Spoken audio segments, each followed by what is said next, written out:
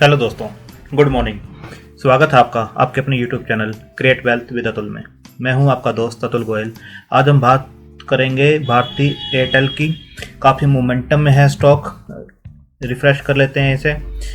तो बात करेंगे भारती एयरटेल की। 542 के आसपास ये काम कर रहा है, आधे % की गिरावट के साथ। कल बंद हुआ था 545 के आसपास, आज 542 के आसपास ये चल रहा है। तो किस लिए इस पे बात करनी है, क्या इसके टारगेट्स आ रहे हैं, ब्रोकरेज हाउस की रडार पे किस लिए है, काफ़ी अच्छी न्यूज़ इसके ऊपर आती हुई नज़र आ रही है, वो भी हम देखते हैं। कितना ये ऊपर जा सकता है, क्या रिस्क बनता है इसके अंदर, उसे भी हम देखते हैं। तो स्टार्ट करते हैं अपने भारती एयरटेल के साथ। उससे पहले मार्केट कैप को देख लेते हैं एक बार और रिजल्ट्स को देखते हैं। मार्केट कैप जो है ऑलमोस्ट अब इसका 3 लाख करोड़ के आसपास का हो गया है। कल जो न्यूज़ थी इसके ऊपर कि Bharti Airtel regains 3 trillion market cap as stock surges over 5%। तो आप देख सकते हैं 3 ट्रिलियन का मार्केट कैप इसने गेन कर लिया है। उसके बाद आप आरओसी देखेंगे 5.45 की है और आरओसी देखेंगे 9.83 की है। मेन इसका कंसर्न है जो भी टेलीकम्युनिकेशन में है, एक डेट मेन कंसर्न है, 1,60,000 करोड़ के आसपास का है। डेट टू इक्विटी 2.69% के आसपास का बनता है। तो आगे आने वाला फ्यूचर इसका कैसे रह सकता है वो भी हम देखते हैं।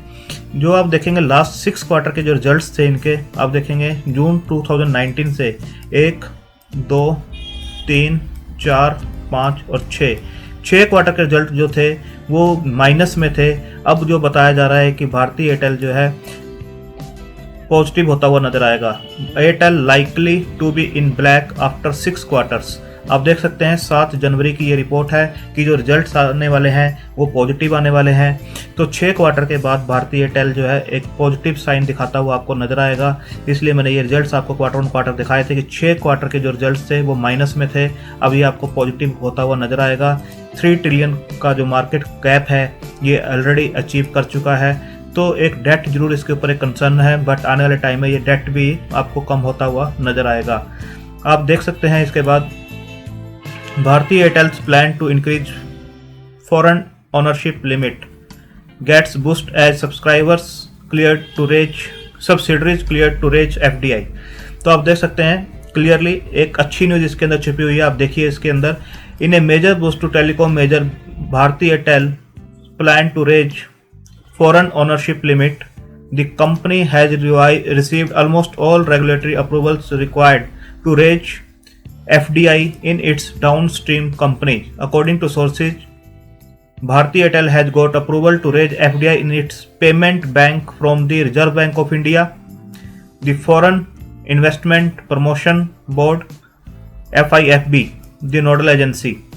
According to RBI guidelines, the payment bank can raise FDI up to 74%। जो भारती एयरटेल का पेमेंट बैंक है उसको ये कन्वर्ट करना चाहते हैं स्मॉल फाइनेंस बैंक में। आप देख सकते हैं company reportedly planning to enter into a full fledged lending business to converting its payment bank into small finance bank. ये बहुत ही अच्छी न्यूज इसके ऊपर आती हुई नजर आ रही है। सुनील भारती बता said that company might upgrade its payment bank to SFB small finance bank to attract large depositors. ये बहुत ही अच्छी न्यूज इसके ऊपर आती हुई नजर आ रही है, जिसके लिए 74% का FDI अप्रूवल इनको मिल चुका है। तो अप्रूवल इनको RBI से मिल चुका है, अप्रूवल इनको FIFB से मिल चुका है 74% का। ये बहुत ही अच्छी न्यूज इनके ऊपर आती हुई नजर आ रही है। स्मॉल फाइनेंस बैंक में कन्वर्ट होता हुआ नजर आएगा। भारती एयरटेल का पेमेंट बैंक जो है स्मॉल फाइनेंस बैंक में कन्वर्ट होता हुआ नजर आएगा। इसके बाद आप देख सकते हैं AGR केस जो था, Bharti Airtel approaches supreme court to seek modification of dues. ये 6 जनवरी की न्यूज है। इसके अंदर कुछ बताया जा रहा है कि कुछ क्लैरिकल मिस्टेक्स हो सकती हैं, कुछ कैलकुलेशंस मिस्टेक हो सकती हैं, जिसको रिकैलकुलेशन करने के लिए सुप्रीम कोर्ट को अप्रोच किया गया है। आप देख सकते हैं had approach supreme court seeking a modification in its verdict last year that allowed telecom operators time to repay pending dues based on the new definition of adjusted gross revenue.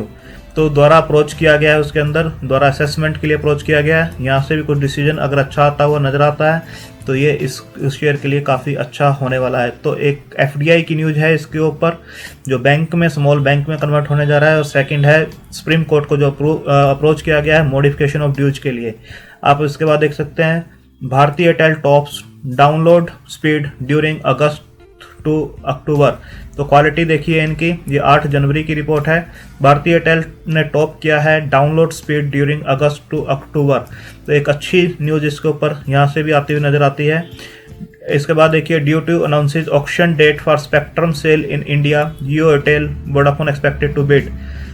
ये 7 जनवरी की शाम की न्यूज़ है। Due to announces auction date for spectrum sale in India.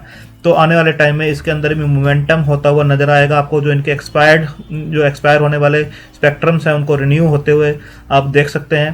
तो यहाँ पर भी एक मोमेंटम आपको प्ले होता हुआ नज़र आएगा।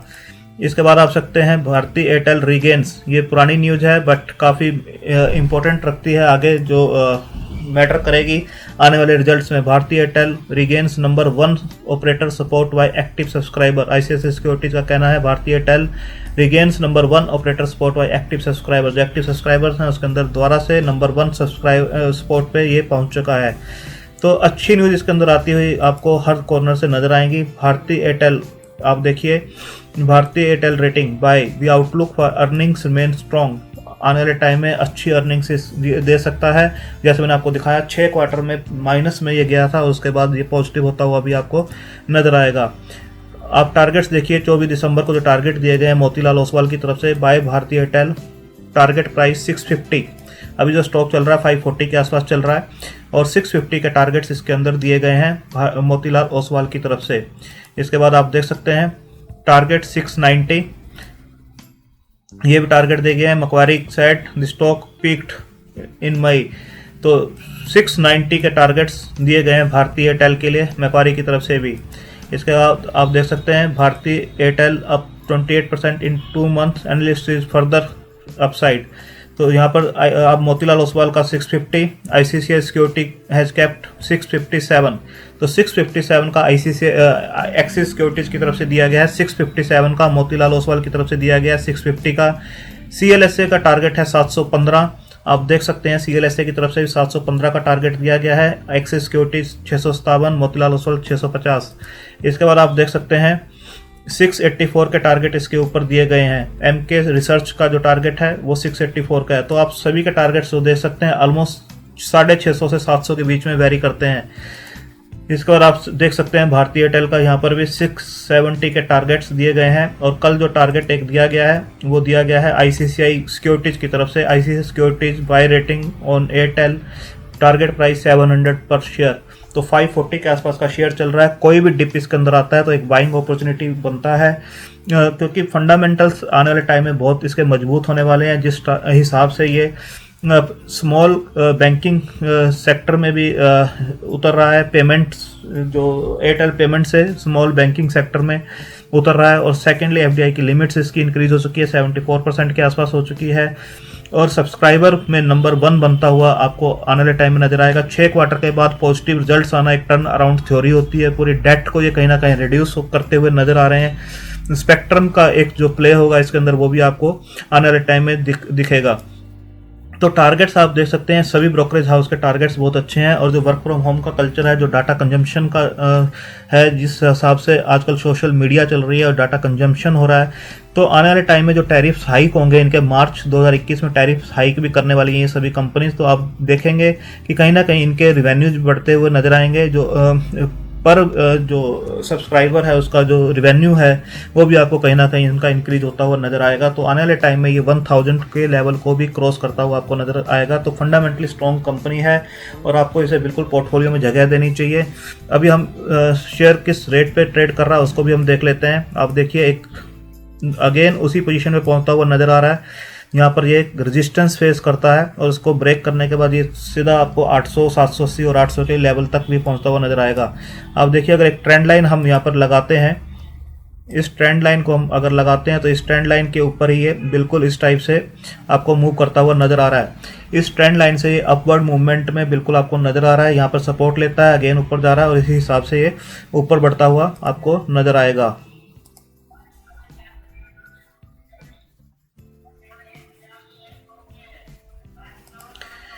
तो आप देख सकते हैं इस टाइप से ये चलता हुआ आपको नजर आ रहा है। एक अगर हॉरिजॉन्टल लाइन अगर लगाते हैं तो हॉरिजॉन्टल लाइन पे यहाँ पर ये बिल्कुल एक रेजिस्टेंस फेस कर सकता है इस जोन के अंदर।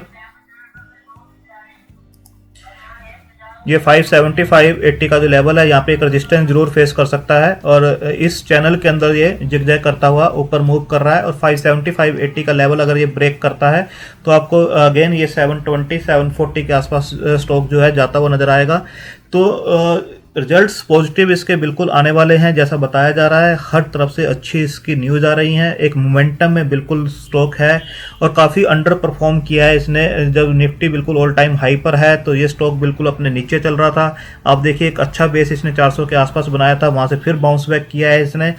तो अच्छे मोमेंटम में अगेन ये चल रहा है, और एक अच्छा बेस बनाता हुआ इस बार चल रहा है। तो डाउन साइड इसके अंदर बहुत ही कम है, और फंडामेंटल्स अच्छे बनते हुए जा रहे हैं। अगर कोई भी डाउन साइड इसके अंदर मिलता है 500 के आसपास, अगर निफ्टी करेक्ट करता है या मार्केट में किसी भी टाइप की करेक्शन आती है और एक बाइंग अपॉर्चुनिटी आपको मिलती है 500 510 के आसपास, तो बिल्कुल इसके अंदर पोजीशन लेनी चाहिए। जितने भी डाउन साइड के ऊपर आपको मिलता है ये बिल्कुल इसे अकोमुलेट करना चाहिए।